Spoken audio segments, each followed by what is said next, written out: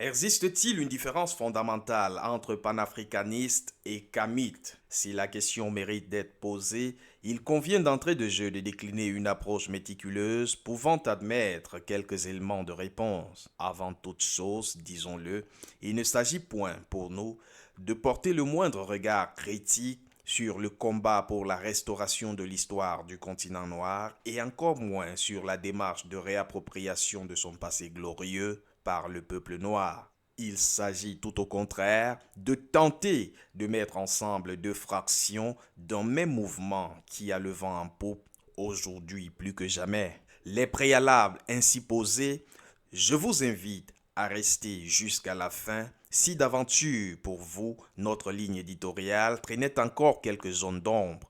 Bienvenue sur Radio Kamit.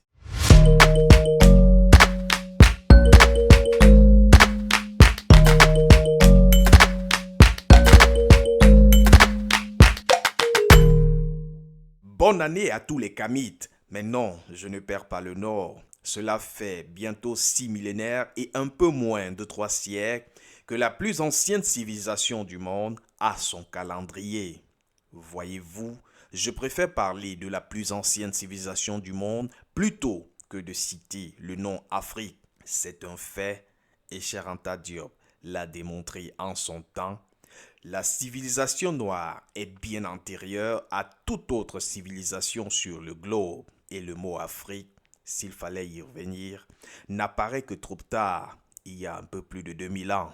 Si une certaine littérature lui trouve une origine proche de l'acadien Afar, qui veut dire poussière, ou alors proche des langues sémitiques, où l'on retrouve la racine fré dans la traduction du mot partage, il reste quand même que le mot Afrique n'a été véritablement popularisé qu'après la victoire sur Carthage du général romain Scipio, dit Africanus. L'occupation de la petite province ibérique va au fil des ans, littérature aidant, se transformer en une réelle colonisation romaine sur un territoire sans cesse plus grand que les colons d'alors n'avaient de cesse d'appeler Afrique. Mais est-ce à dire que nos ancêtres n'avaient jamais su nommer leur territoire? Dans son ouvrage au titre révélateur qui établissait déjà les bases d'un panafricanisme culturel, Nation nègre et culture, pour le citer, Cheikh Anta Diop nous renseigne que le mot Kemt,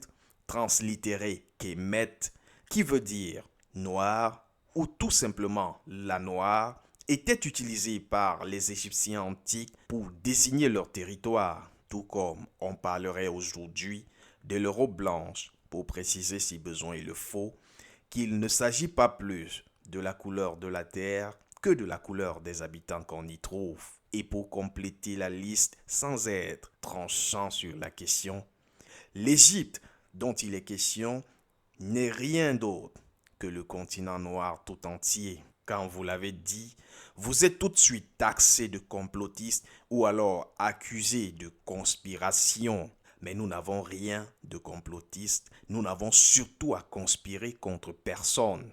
Il s'agit pour nous de rétablir les générations actuelles en mal de repère dans les savoirs ancestraux dont regorge Kemet. Mais jusqu'ici, c'est où le problème entre Kamite et panafricaniste? Certains pourraient répondre à cette question en disant que, tout comme le nom Afrique est un vêtement d'emprunt, le panafricanisme, lui non plus, ne peut se revendiquer d'une authenticité africaine. Si le préfixe pan en appelle à l'unisson, son suffixe isme en dit tout le contraire. Et comme qui dirait, méfiez-vous des ismes.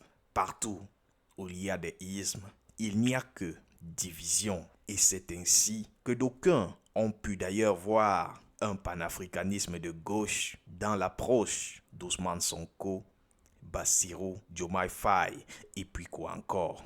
La question véritable qui est mise en débat ici est celle de la libération de l'Afrique par les Africains. Le débat, voulais-je dire, c'est celui de la restauration de Kemet par les Kamites et pour les Kamites.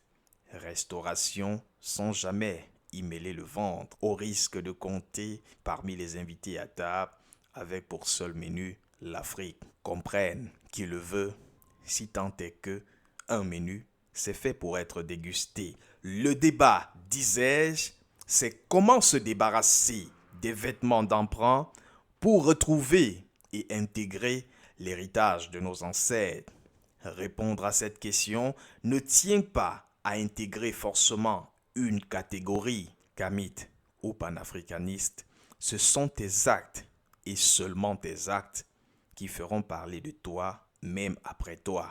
Je voudrais te dire ici toute ma gratitude à toi qui nous a rejoints sur notre chaîne YouTube Radio Kamite, ainsi qu'à ces nombreux followers qui arriveront après toi et surtout grâce à toi. Sachez-le tous, vos commentaires, vos partages et vos likes sont pour nous le témoignage le plus direct d'un grand soutien. Une fois encore, Renpet Neferet, ça veut dire bonne et heureuse année 6261 à tous et à chacun. Hotep, Hotep, Hotep.